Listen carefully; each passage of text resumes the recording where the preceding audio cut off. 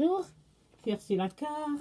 On est le 19 septembre 2018 et je viens sonner la trompette aujourd'hui encore une seconde fois en cette journée pour nous encourager à mettre notre vie en règle par rapport aux paroles de notre Seigneur Jésus-Christ. La sécurité se trouve en Jésus et en Jésus seul. Il n'y a pas un autre lieu où nous pouvons avoir vraiment le repos si ce n'est en Jésus. Alors je viens vraiment nous encourager. Au fait, il y a plusieurs enfants de Dieu qui pensent qu'on a le temps, mais on n'a plus le temps. Pas du tout, du tout, du tout. Je ne vais pas entrer dans les détails de tout ce que le Seigneur me montre, mais il n'y a plus le temps. Alors je viens vraiment nous encourager, à nous assurer que nous sommes en train de marcher sur le chemin étroit. Et si ce n'est pas le cas, alors quittons le boulevard sur lequel nous nous trouvons, ou bien l'autoroute, et mettons-nous avec le Seigneur Jésus, alors à l'abri du Très-Haut, et ce n'est que là qu'on peut avoir l'assurance que, vivant ou mort, écoute, on sera avec le Seigneur. Alors je viens nous encourager ainsi, et je viens continuer la suite de la vidéo de ce matin, tout simplement parce qu'elle était assez longue, et puis j'ai dû la couper. Alors, je continue toujours sur le B, non à l'association des chrétiens sorciers. Alors, excusez-moi. Alors, comme on a vu, dont le Seigneur nous encourage dans 1 Corinthiens 6, le verset 16 à 20, à ne pas faire un même corps avec la prostituée. Parce que, quel rapport y a-t-il entre Bélial et puis le temple de Dieu? Et puis, quel lien y a-t-il entre l'épouse et puis la prostituée? Il n'y a rien de commun.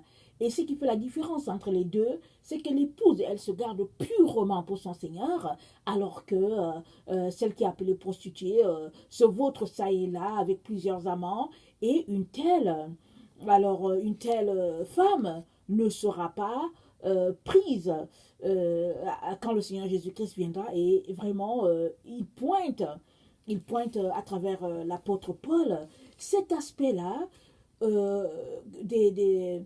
des enfants de Dieu qui est porté vers les choses démoniaques. Alors, donc, c'est un peu ça. Alors, l'apôtre Paul nous a dit que comment est-ce qu'on peut boire à la coupe du Seigneur, à la coupe des démons? Alors, dans la vidéo, le A, j'ai déjà expliqué c'est quoi les démons et tout, d'où ça venait et tout. Et maintenant, dans celui-là, je viens nous encourager à tout faire pour ne pas se retrouver dans ce piège-là. Alors, comment cela est-il possible? Cela est possible, évidemment, pour tout un chacun qui marche dans la vérité, qui prend le temps à consacrer au Seigneur. Parce qu'en fait, il y a les choses sacrées, ce n'est pas facile de les avoir, n'est-ce pas? Et aujourd'hui, on est une génération de micro-ondes où on veut venir s'asseoir devant le Seigneur pour 5, 20 minutes, et puis on veut que le Seigneur nous dise tout. Non, c'est une marche, c'est un pèlerinage, voilà. Notre vie sur cette terre est un pèlerinage. Et plus tu prends le temps avec le Seigneur, plus tu lui consacres tout ce que tu as, alors mieux il te fait confiance et puis il te révèle les choses parce qu'il ne veut pas que tu tombes dans le piège. Alors, ça dépend de nous en partie. Alors, si tu n'as pas le temps à consacrer au Seigneur et qu'il passe après tout ce que ta chair chérit, ne t'attends pas à ce que tu te retrouves pris à communier avec des personnes au fait qui ne sont pas saintes, qui se font passer pour des personnes saintes, ou bien ne sois pas étonné de ce que tu sois voilé spirituellement et que tu es là, tu dis que c'est mon frère en Christ, c'est ma soeur en Christ, alors que dans le fond, ceux-là c'est des agents de Satan, ou bien dans le fond c'est des chrétiens qui ne voient absolument rien, alors qui sont dans la noirceur la plus totale et ils ne peuvent pas t'aider. Au contraire, ce qu'ils ont reflète en toi et puis ça ne fait que t'éloigner du Seigneur Jésus. Alors en ce sens-là, nous avons donc besoin de prendre le temps devant le Seigneur et de refuser de marcher dans les ténèbres. Et vous savez, les ténèbres, tu ne les vois que quand tu es dans la lumière. Si tu n'es pas dans la lumière, tu ne vois pas les ténèbres. Parce que si tu es dans les ténèbres, ben, tout est ténèbres autour de toi. Alors comment verras-tu la lumière? Mais quand tu es dans la lumière, alors tu vois ces ténèbres-là qui sont là. Tu te dis, maï, c'est quelque chose. Alors, en tant qu'enfant de Dieu, il est important qu'on puisse rejeter tout ce qui est ténèbres.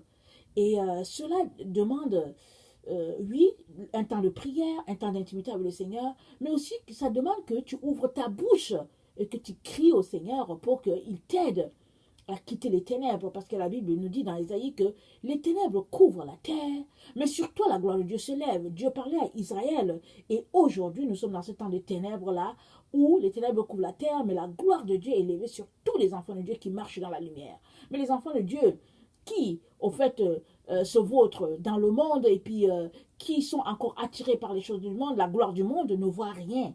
Ils ne savent même pas de quoi il est question. Et souvent, ils peuvent s'arrêter pour dire, mais pourquoi elle en fait toute une histoire? On ne voit pas comment, quand est-ce que Jésus revient, on ne voit pas, mais pourquoi elle en fait une histoire comme si Jésus est à la porte?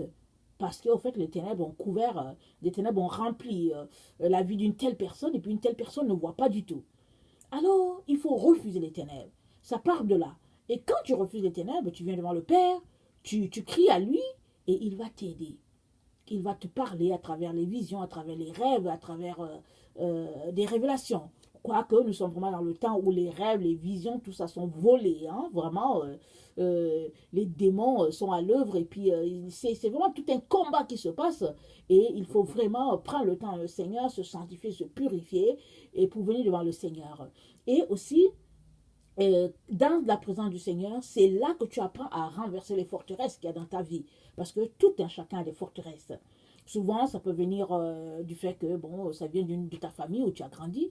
Souvent, les forteresses naissent de nos études. Alors, plus tu fais des longues études, mieux ta vie est remplie de forteresses. Tu es emprisonné à plusieurs niveaux et tu as besoin de venir enlever toutes ces couches-là qui t'empêchent vraiment de saisir ce que Dieu est en train de faire. Surtout, plus on a étudié, plus on pratique... on pratique le déni. Alors les gens qui ont étudié pratiquent beaucoup le déni. Ils sont là constamment à dire que non, c'est pas ça. Ils essayent de démontrer quelque chose. Ils passent leur temps à démontrer toujours des choses pour se prouver à eux-mêmes qu'ils ont raison. Alors je viens t'informer, si c'est comme ça que tu agis, je viens t'informer que les choses de Dieu ne démontrent pas. Dieu c'est comme ça et puis c'est tout. Alors Dieu on le saisit avec le cœur. Et ce cœur-là, c'est tu l'acquiers dans sa présence. Alors, qu'est-ce que la parole dit? Dieu dit, je leur donnerai un cœur de chair. Je jeterai leur cœur de pierre et je leur donnerai un cœur de chair. Alors, pour avoir ce cœur de chair, il faut que tu sois quelqu'un qui marche dans l'humilité, qui vient devant le Père, alors qui l'aime, qui lui montre que tu veux plus, tu veux de lui. Et il va enlever ton cœur de pierre qui ne comprend pas, qui n'écoute pas, qui s'endurcit, qui pratique le déni, et va te donner ce cœur de chair-là, modélé à son image, afin que tu puisses saisir les choses du royaume. Parce que les choses de spirituelles ne se saisissent pas avec une mémoire intellectuelle. Ce n'est pas possible. Alors si tu veux mettre Dieu dans ton sac, soit d'étudiant, soit ton sac d'intellectuel, ou dans ton sac de quelqu'un qui a un certain standing dans la société, alors je viens te dire que justement tu viens de le perdre. Parce que Dieu se révèle, Dieu se révèle à ceux qui sont à la mamelle, c'est ça qui s'est dit. Dieu se révèle aux humbles, aux gens qui sont les non-nèmes, ceux qui n'ont pas de valeur, ceux qui n'ont pas de nom, ceux qui ne sont rien. Dieu se révèle à eux. Alors, quand tu viens devant lui avec un cœur brisé et contrit, c'est là qu'il est là.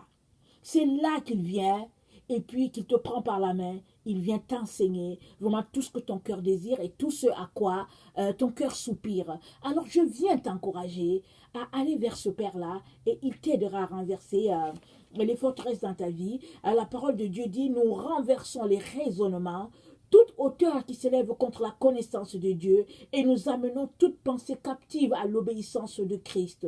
Nous sommes prêts aussi à punir toute désobéissance lorsque votre obéissance sera complète. Ça, c'est Paul qui dit ça. Alors, il dit que nous renversons les raisonnements et toute hauteur qui s'élève contre la connaissance de Dieu.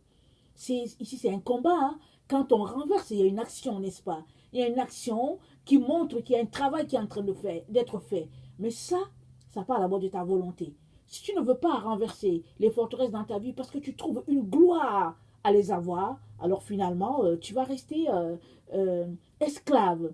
tu vas rester esclave des valeurs de ce monde, tu vas rester esclave des liens qui te gardent et tu ne découvriras pas le Seigneur. C'est pourquoi il y a plusieurs enfants de Dieu qui restent au stade du salut, du salut, du salut. Jésus m'a sauvé, Jésus m'a sauvé, Jésus m'a sauvé. Et ils ne comprennent même pas qu'il y ait autre chose après. Alors, Jésus m'a sauvé, Jésus m'a sauvé. Et puis, non seulement ils n'avancent pas, mais ils reculent. Alors que, une fois que tu deviens chrétien, c'est là maintenant que le combat commence. C'est là que tu dois venir maintenant renverser les forteresses qu'il y a eu dans ta vie jusqu'à ce que tu le rencontres. Et si tu as accepté le Seigneur alors que tu étais peut-être petit ou bien tu as grandi dans une famille où les gens vont à l'église, je peux te garantir que là, tu vas avoir beaucoup de forteresses, les forteresses de religion. Parce que quand on grandit dans une famille chrétienne, il y a beaucoup de religiosité qui se passe. En tout cas, moi, je peux vous en témoigner. Je peux vous dire beaucoup, beaucoup, beaucoup par rapport à cela. Parce que j'ai grandi dans une famille chrétienne. Alors, depuis, je suis peut-être la troisième ou la quatrième génération, je ne sais pas. Alors, souvent, quand on grandit dans un tel milieu, on pense qu'on a le Seigneur. On croit qu'on l'a, et puis bon, finalement, on est là, on n'avance pas, et puis on fait les choses par coutume.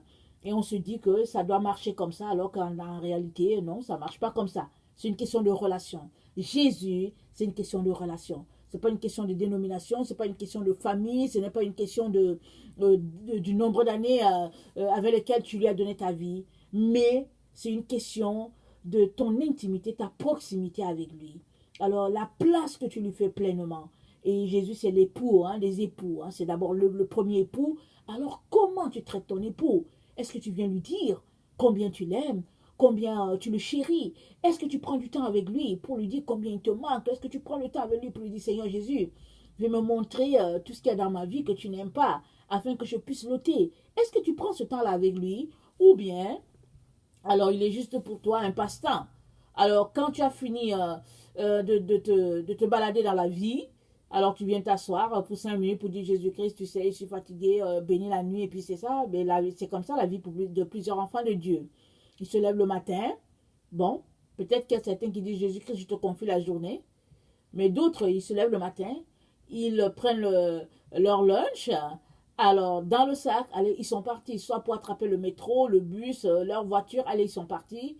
Quand ils reviennent le soir, ils sont si sonnés que, bon, le seul endroit qu'ils trouvent propice, c'est la télévision. Alors, quand ils finissent à la télévision, puis ils mangent un peu. Alors, on zappe, on zappe, on zappe, il faut le journal, et puis, etc. Et quand on a fini, et qu'on commence à bâiller, on vient, on dit, Jésus, je te remets la nuit. Alors, si c'est ça ta vie, comment pourras-tu renverser les forteresses? Parce que tu n'as pas de temps. Et le simple fait de t'asseoir devant la télévision, c'est déjà une forteresse pour toi. Le simple fait de surfer sur le net ou bien sur les réseaux sociaux, c'est déjà une forteresse pour toi. Et aujourd'hui, avec les cellulaires, en tout cas, les gens n'ont plus de relation les uns avec les autres. Ils sont là assis, alors chacun regarde sur son petit écran, et puis bon, voilà, ils font, les enfants avant, c'est eux qui faisaient ça, et puis maintenant aussi les adultes font, et puis les personnes d'un certain âge aussi font. Alors on regarde une vidéo, on montre à l'autre, et puis on dit ha ha ha ha, et puis c'est tout, et puis l'autre montre une vidéo, et puis on regarde, on dit ha ha ha, c'est tout ça, c'est juste ça. C'est là que les enfants de Dieu sont rendus. C'est là, c'est à ce niveau, c'est à cet endroit que les gens sont rendus vraiment à jouer à toutes sortes de conneries, excusez-moi le mot, de toutes sortes de plaisanteries, et c'est là qu'on est réduit. C'est là que l'ennemi nous a réduits, excusez-moi, mais c'est la vérité. Alors, si tu veux sortir de là, oui, tu as besoin vraiment de mettre tes gants de boxe et puis de te mettre à renverser ces forteresses-là qu'il y a dans ta vie. Tu as besoin de les tirer vraiment de leur hauteur afin que tu puisses les piétiner et marcher dessus. Et cela demande une vie disciplinée. Cela demande, oui, d'abord la volonté, mais une vie disciplinée, une vie organisée. Et vraiment, Jésus-Christ a dit quoi? Il a dit le royaume de Dieu, ce sont les violents qui s'emparent. Ce n'est pas la violence physique, puisque nous ne combattons pas contre la chair et le sang, mais nous combattons contre les principautés, les dominations, les esprits méchants dans les lieux célestes. Et cela demande que tu puisses porter ton armure et vraiment te battre de manière à ce que l'ennemi ne puisse pas s'approcher de toi. Qu'est-ce que la Bible nous dit? Il dit que le lion, le diable, rôde comme un lion, rugissant, cherchant qui il va dévorer. Alors s'il vient, s'il tourne autour et qu'il voit que ah, toi tu es un combattant, une combattante, il va juste s'éloigner jusqu'à à la prochaine occasion.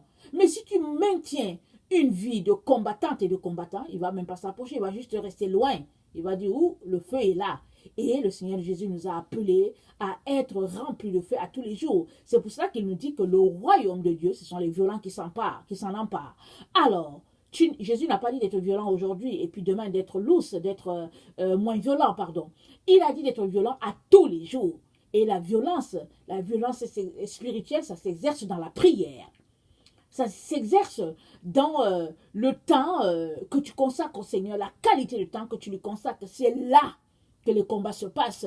Parce qu'après avoir pris le temps pour méditer ta parole, pour lire, pour prendre ta Sainte Seine et tout ça, maintenant, il est temps que tu viennes t'asseoir pour prier, pour intercéder pour toi-même, intercéder pour ta famille, intercéder pour tous les sujets que le Seigneur te donnera. Parce que nous sommes appelés à être à la brèche, non seulement pour nous, mais pour toutes les personnes qui seront sur notre chemin. Parce que le Seigneur veut que, à travers nous, le plus grand nombre soit sauvé.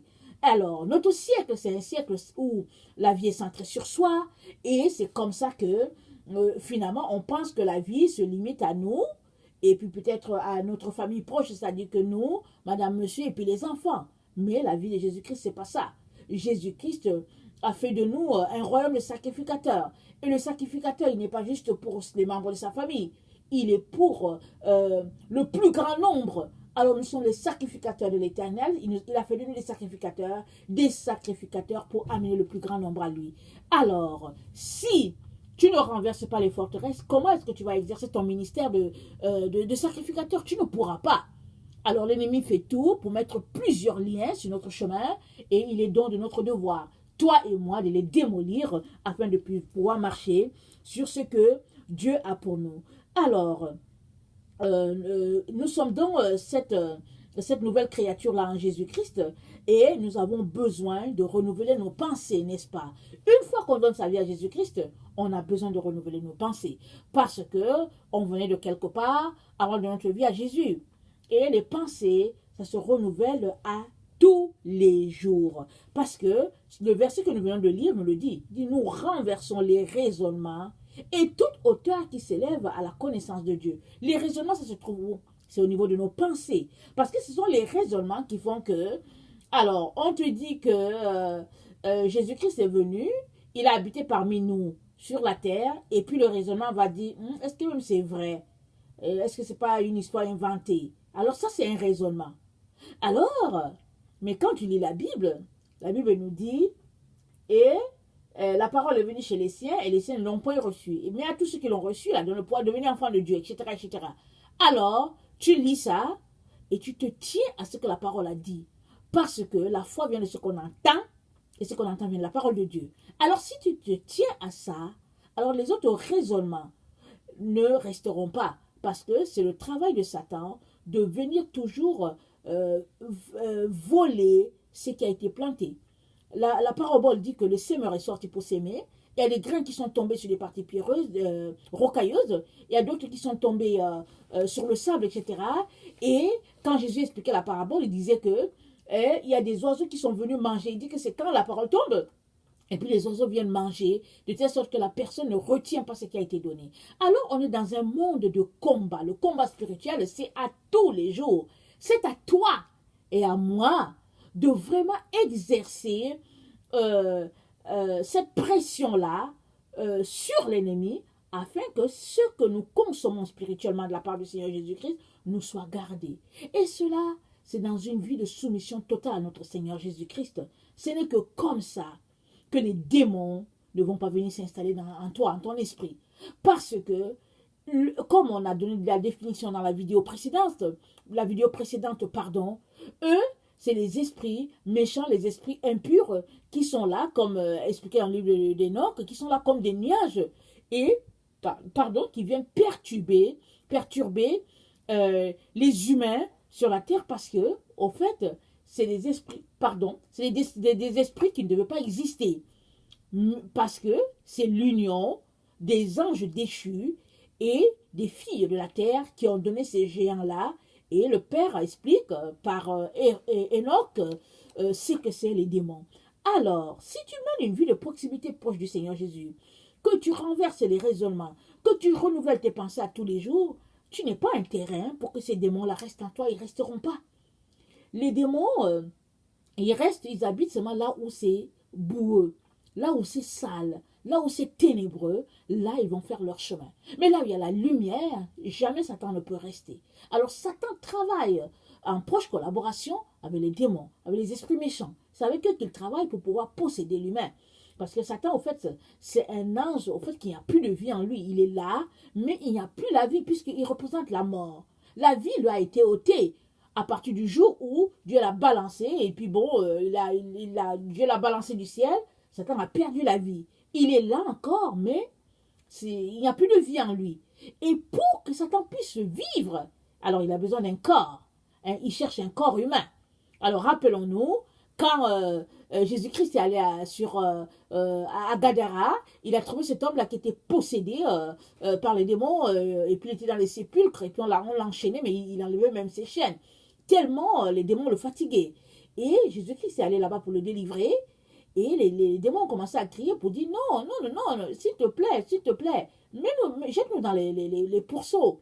Alors Jésus-Christ a chassé les démons de cet homme-là, et il les a envoyés dans les ports, et les ports sont allés tout droit dans l'eau.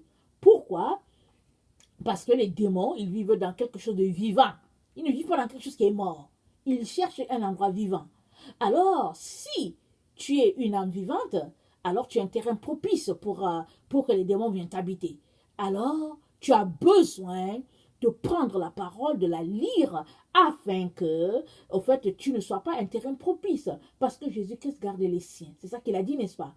Il garde tous ceux-là qui sont à lui. Et nous sommes dans ce temps-là où Satan est déchaîné plus que jamais parce que il fait toutes sortes de miracles mensongers, de falsifications, de maraboutage, en tout cas comment on appelle ça, de séduction, pour pouvoir attirer le plus grand nombre dans son piège et les envoyer dans l'enfer, séparés à tout jamais de Dieu. Mais Dieu te dit que si tu lui donnes ta vie, lui, il va te garder, lui, il va veiller, il va t'arracher de ce plan-là que Satan a pour les enfants de Dieu. Et tu as donc besoin vraiment de marcher proche du Seigneur pour ne pas te retrouver pris dans le club des chrétiens sorciers. Parce que la sorcellerie, c'est quoi? C'est tout simplement être habité par des esprits qui ne sont pas de Dieu et qui sont les esprits de Satan, les esprits des démons. Et la sorcellerie, elle prend naissance dans notre esprit. Elle prend naissance dans nos pensées. Parce que c'est question de pensée. Tes actions viennent de tes pensées, n'est-ce pas? Alors, pour qu'une chaise soit fabriquée, il a fallu quelqu'un pour la concevoir. Quelqu'un a conçu la chaise et après il l'a dessinée, une autre peut-être l'a dessinée et après de fil en aiguille, la chaise est passée chez, comment on appelle ça là, l'ébéniste et puis etc., etc. Et puis ou bien le menuisier, je ne sais plus, et ça a donné une chaise. C'est parti de là. Alors, avant que celui-là qui est dans la sorcellerie se retrouve pris là, ça part de ses pensées. Alors, notre monde aujourd'hui est fait de telle sorte que les pensées sont carrément à l'encontre des valeurs de Dieu. Alors, ça commence, ils ont commencé à enseigner ça depuis des siècles déjà. À l'école, on nous a enseigné ces choses-là petit à petit, petit à petit. Et aujourd'hui, dans l'époque où nous nous trouvons, alors, tout est enseigné, que ce soit à l'école, que ce soit à l'université, peu importe dans les endroits publics, à l'endroit où on travaille, tout est fait de telle sorte que le mal est pris pour le bien et le bien est pris pour le mal. Ça, c'est la racine de la sorcellerie. Parce que le sorcier, il fait tout ce qui est mal et il dit que c'est bien et il se convainc que c'est bien. Alors, si tu n'amènes pas tes pensées captives à l'obéissance de la croix, alors tu risques de te retrouver pris à cela sans savoir que tu es dans un piège au fait. Seuls ceux-là qui lisent leur Bible, qui veillent aux portes, savent que, au fait, cette pensée-ci, elle ne va pas très bien avec la parole de Dieu, ou bien celle-là, elle est de Dieu. Alors, j'aimerais rapidement lire Proverbe 8, je ne sais plus c'est quel verset, je vais regarder ça rapidement. Alors, le proverbe 8 dit, euh, écoutez, c'est au sommet des hauteurs, près de la route, c'est à la croisée des chemins qu'elle se place, c'est-à-dire parlant de la sagesse. À côté des portes, à l'entrée de la ville, à l'intérieur des portes, elle fait entendre ses cris. Homme, c'est à vous que je crie et ma voix s'élève au fils de l'homme. Stupide, apprenez le discernement. Insensé, apprenez l'intelligence. Écoutez, car j'ai de grandes choses à dire, et mes lèvres s'ouvrent pour enseigner ce qui est droit. Car ma bouche proclame la vérité, et mes lèvres ont en horreur le mensonge. Toutes les paroles de ma bouche sont justes, elles n'ont rien de faux ni de détourné. Toutes sont claires pour celui qui est intelligent et droites pour ceux qui ont trouvé la science. Donc voilà, c'est à la croisée des chemins que se trouve vraiment la sagesse. Et cette sagesse-là, c'est elle qui a permis de fonder notre monde, comme c'est dit à la suite de ce verset-là, c'est dit avant que les collines existassent, je fus enfanté.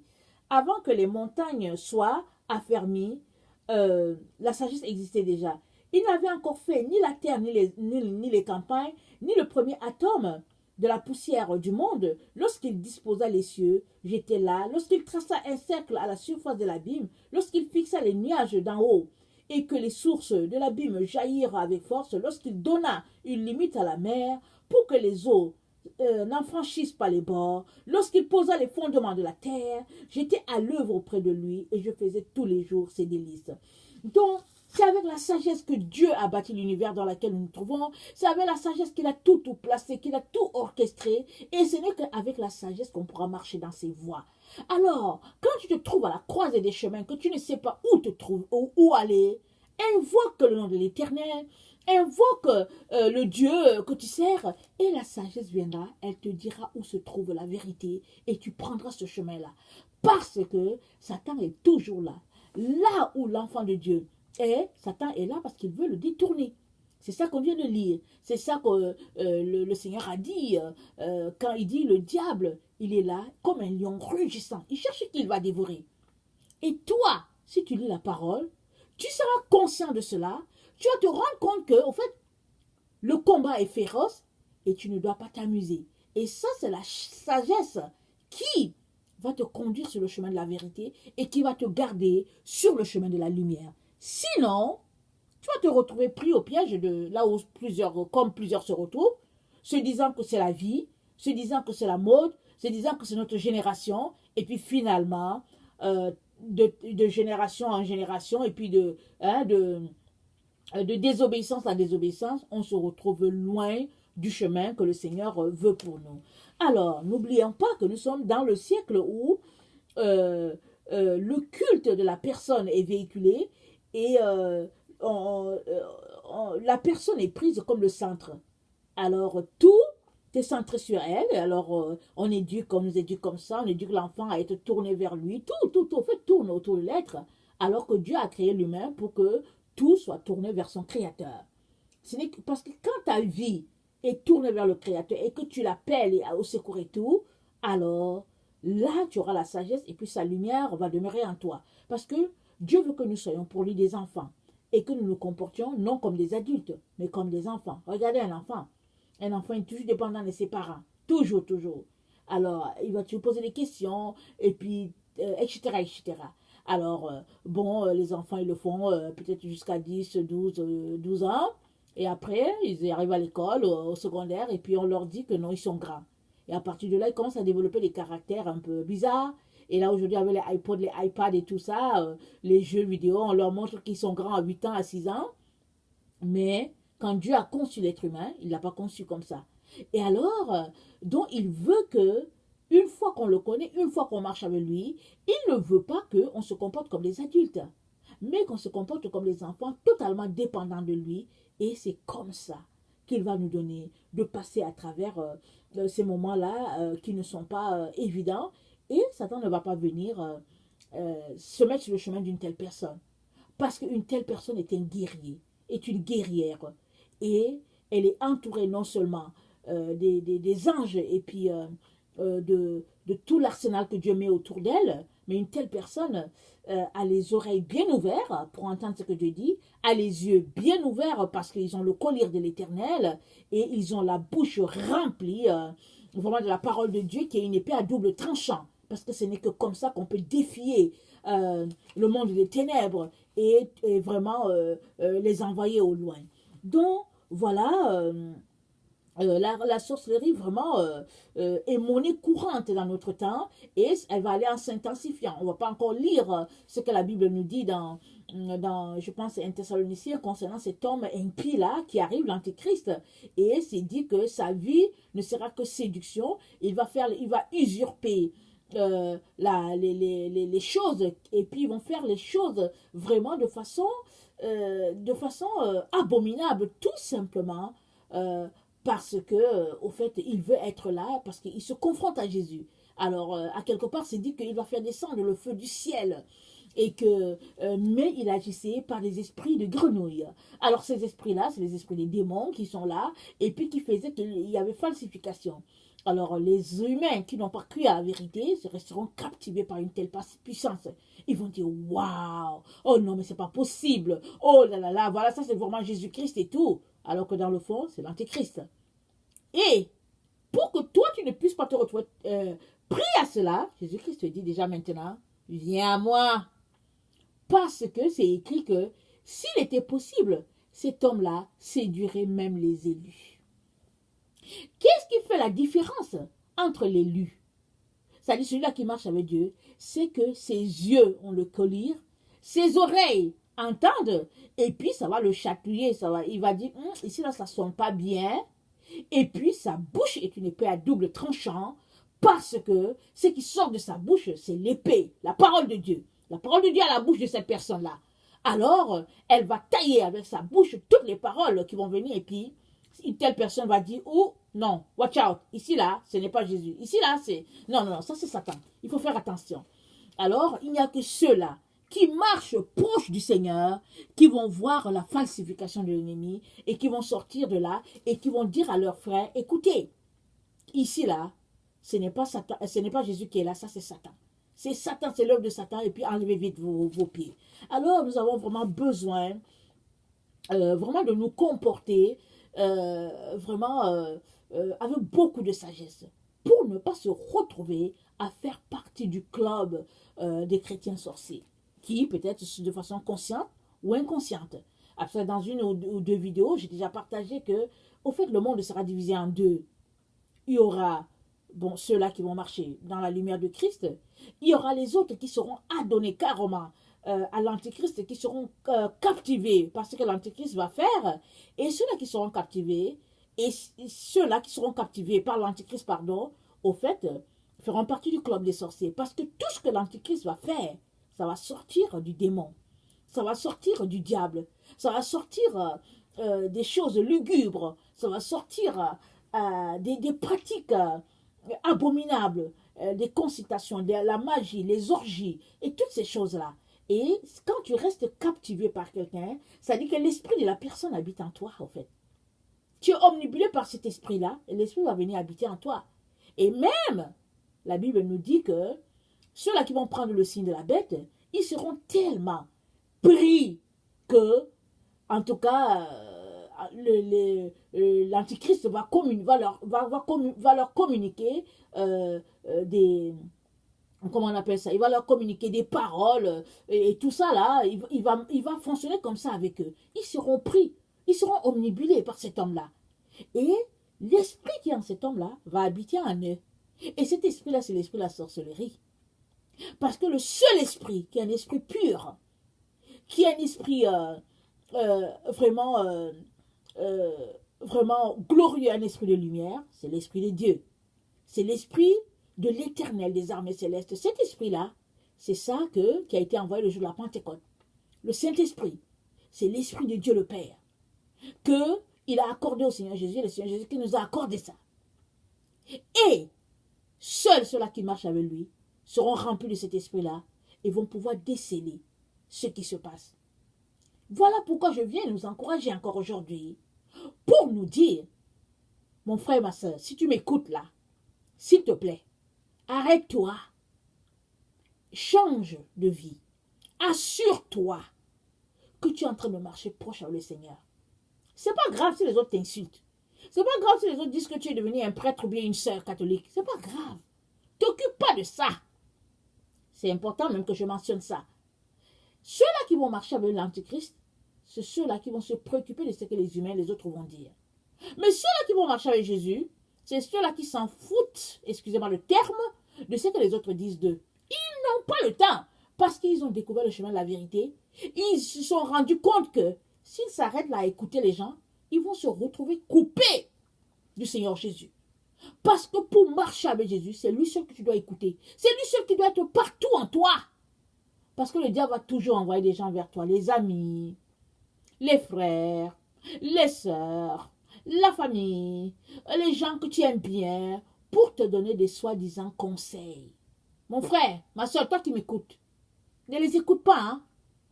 Et une seule personne qui te parle, c'est Jésus-Christ, c'est son Saint-Esprit. Si ce n'est pas ça, taille, prends tes pieds prends tes jambes à ton cou et puis fuis. Fuis, je te dis. On est dans un temps terrible. Je ne vais pas entrer dans les détails, mais je te dis fuis. Accroche-toi à Jésus. Et reste là, au pied de la croix. C'est là que les choses sont en train de se passer. Alors, vraiment que le Seigneur nous donne d'être très, très allumés. Alors, vraiment que sa grâce puisse demeurer sur toi. Et que tes prières puissent être entendues afin que tu ne te retrouves pas pris au piège de Satan. Alors, si toi, tu es quelqu'un qui ne connaît pas le Seigneur, je viens te dire que Jésus-Christ est mort pour toi. Il est mort afin que tu puisses être réconcilié avec Dieu le Père. Et cela demande que tu puisses lui donner ta vie, qu'il vienne habiter en toi. Et là, tu auras la vie éternelle et tu vas marcher en nouveauté de vie, en renversant les forteresses, bien sûr, à tous les jours. Que le Seigneur te bénisse, qu'il te fortifie, que sa grâce puisse demeurer sur toi en abondance. Je vous aime beaucoup et Dieu davantage. Soyez bénis. Merci.